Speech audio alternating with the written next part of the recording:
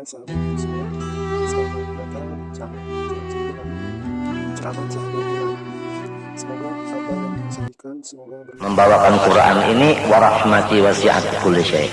Rahmatnya Allah lebih luas lagi. Lebih luas lagi rahmat Allah Ta'ala, lebih luas lagi. Maka Rasulullah itu diutus wa ma arsalnaka illa rahmatan lil alamin, diutus ke alam semesta untuk menyenangkan orang. Jadi kita ini juga kalau mau ke tempat situ untuk menyenangkan orang, ke situ menyenangkan orang, ke situ menghibur orang, ke situ menghibur orang. Sepertinya tadi ke tempat pemancingan, kita menghibur di sana. Umpame, nah ini bahasa Betawi. Umpama ke Singapura, insya Allah saya akan menghibur di Singapura. Menghibur di Singapura. Apa kata Rasulullah? Idkhalu surur fi qalbil mu'min khairan min ibadati sittin sana atau kama qala. Kita menghibur hati saudara kita satu kali diberi pahala lebih baik daripada ibadah siang malam 60 tahun. Pernah ngerjain 60 tahun siang malam ibadah? Enggak pernah. Tapi kita menghibur orang kan sering. Cuman kalau menghibur orang enggak punya ilmu, so enggak ada hadisnya, akan kurang mantap. Yang senang, yang suka adalah menghibur orang, beri makan orang, beri minum, jemput tamu, mengantar tamu, senyum sama tamu, kata-kata menghibur tamu, lelucu, humor, begitu, beri pelajaran sebagainya. Aduh, umpama kita masuk kubur, gimana kayanya dalam kubur?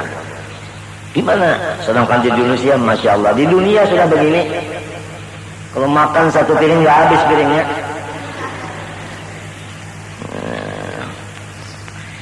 Kalau ujub artinya ada, mustahil tiada, dalilnya Allahulladzi khalaqas samawati wal arda, amalannya adalah zikir seperti la ilaha illallah atau Allah Allah atau hu. Kalau kidam itu artinya sedia, mustahil berpermulaan, dalilnya huwal awalu, maka amalannya adalah jangan sedih lagi hati. Setiap orang yang sudah kenal kepada Allah bersifat ujud, janganlah ia lupa kepada Allah. Melihat apa aja dia melihat ini adalah makhluk Allah. Makhluk Allah. Allahnya itu jangan dipotong, jangan. Melihat apapun ini makhluk Allah. Ini makhluk Allah. Ini makhluk Allah. Makhluk Allah. Allahnya itu jangan ditinggal. Di dalam sini kita lihat, ingat. Makhluk Allah bukan di lidah. Ini makhluk Allah bukan begitu di lidah, bukan cuma diingatan. Begitulah kalau kita ingin menjadi orang yang mukmin yang kuat. Kalau sudah kenal wujud. Adapun kalau sudah kenal kidam, Allah Ta'ala enggak ada permulaannya. Kita ini ada permulaannya. Siapa permulaan kita? Yaitu Allah SWT. Maka bersyukur kepada Allah. Arti syukur itu enggak sedih lagi, tidak pernah sedih lagi.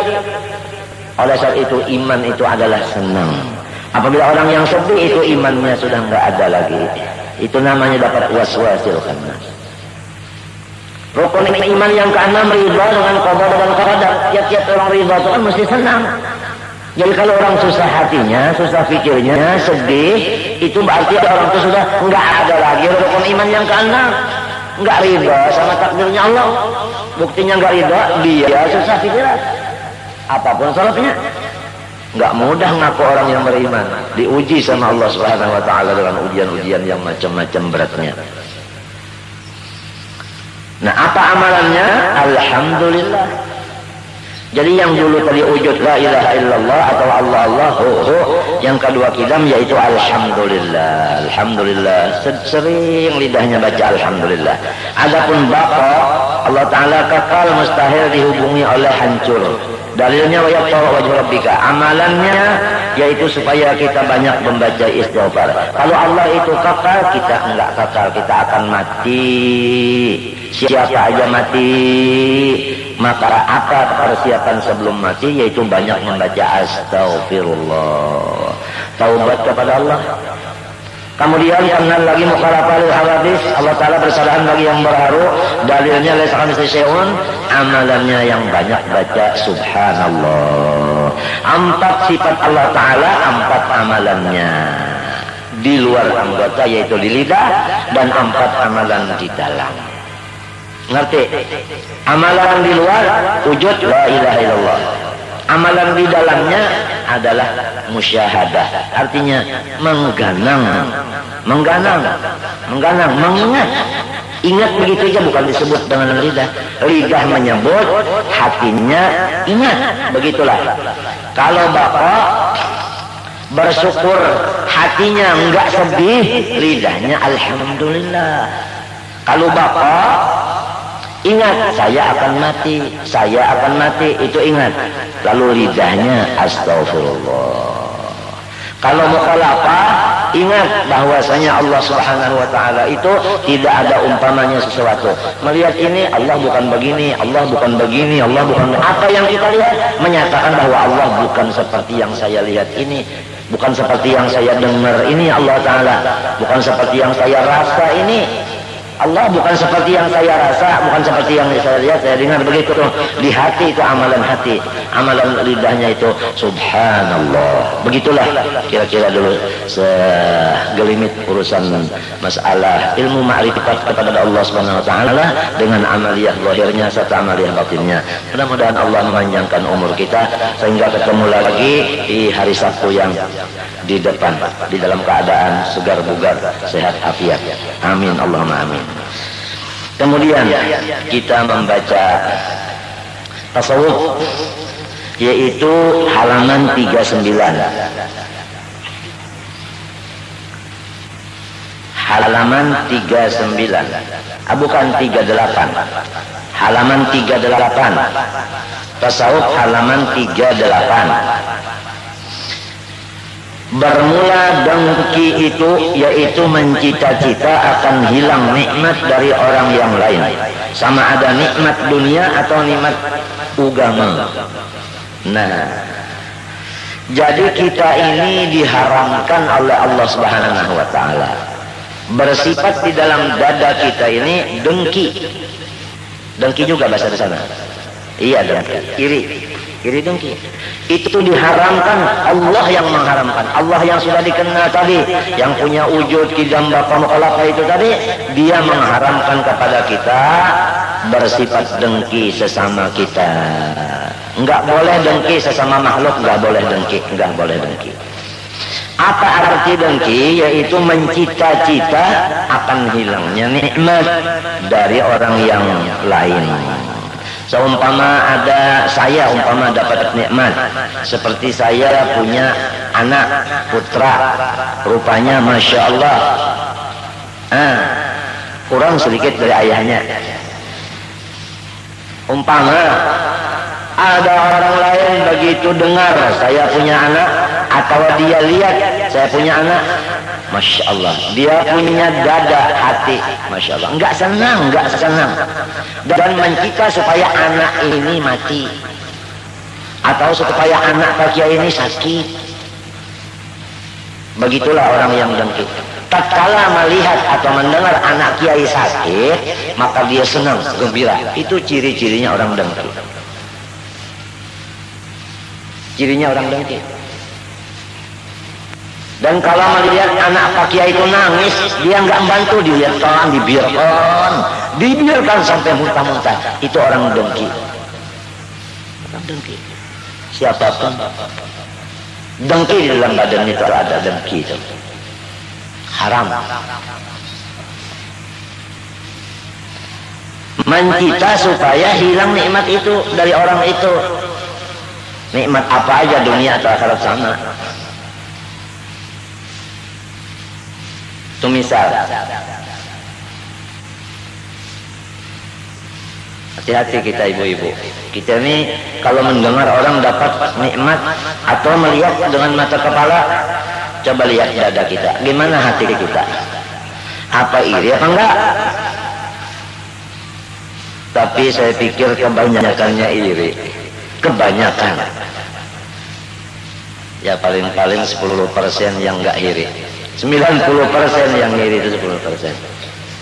Lihat lagi Pak Kiai, mobilnya diganti lagi dengan Mercy E220, yang dulunya bukan E220, harganya juga nggak seberapa, ya paling-paling 1,5 lah, 150 juta. naik lagi daripada 2,5 juta 250. Kan orang yang mendengar kabar itu Masya Allah, dia punya hati gimana, apalagi dia lihat. Kalau lihat itu Masya Allah, dia cari akal gimana supaya Mercy-nya ini rusak,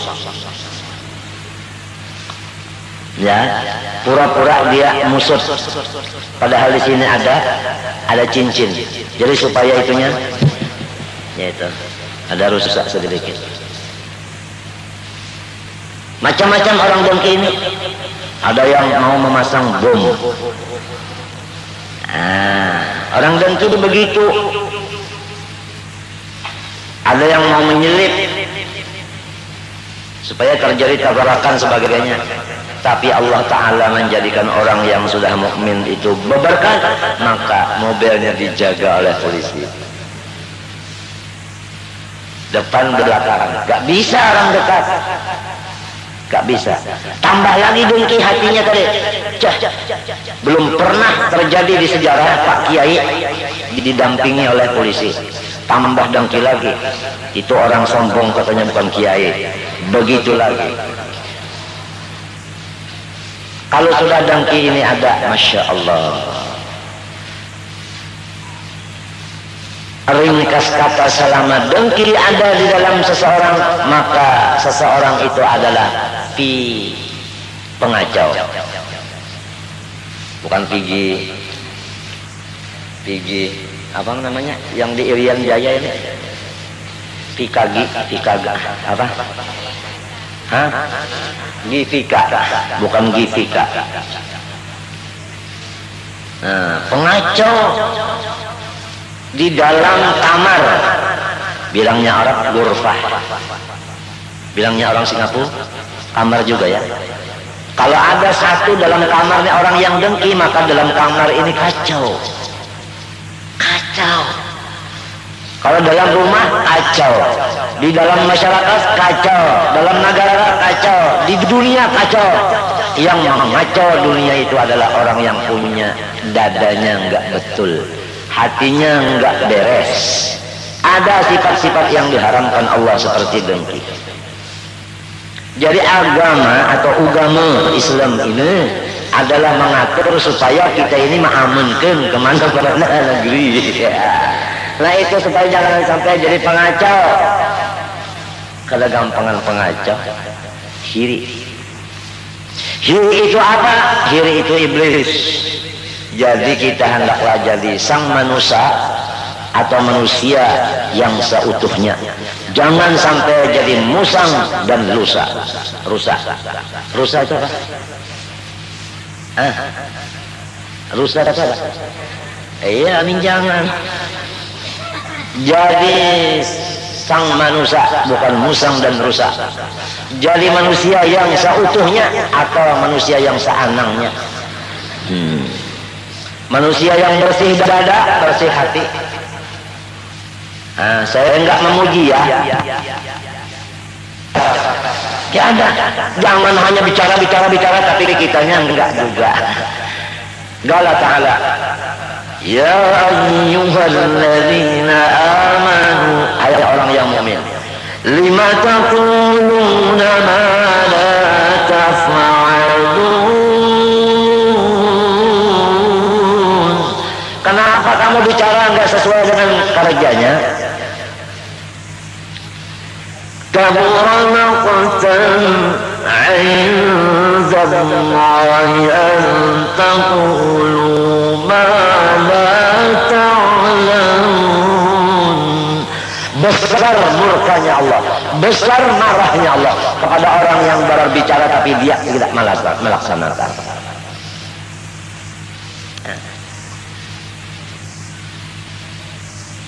Saya sama saudari jadi satu. Kesatuan yang penting dulu di rumah tangga kita, untuk kita contohkan kepada rumah tangga orang lain. Ini yang bingung dunia Fatimah. Yang biasanya dengar aja suaminya sudah pacaran ke lain, udah gitu dengar aja. Apalagi dia lihat sudah begitu dia. Sepertinya jadi jin ifrit yang biasa, jin ifrit. Enggak hiri, enggak ada hiri dengki, enggak ada. Hiri dengki, ini sudah qada dan qadar. Kasih sayang. Masya Allah. Rezekinya kalau di rumah tangga itu begitu kasih sayangnya, rezekinya boleh dilihat. Gimana? Gimana? Cincin 2 juta, lakunya 80. Coba cincin lagi 750, lakunya 12,5 juta. Coba ini adalah rumah tangga yang harmonis, selalu di situ rezekinya datang. Kalau harmonis artinya harum lagi manis, bukan harmonis har tangis. Iri melihat orang begitu, dunianya naik, akhiratnya juga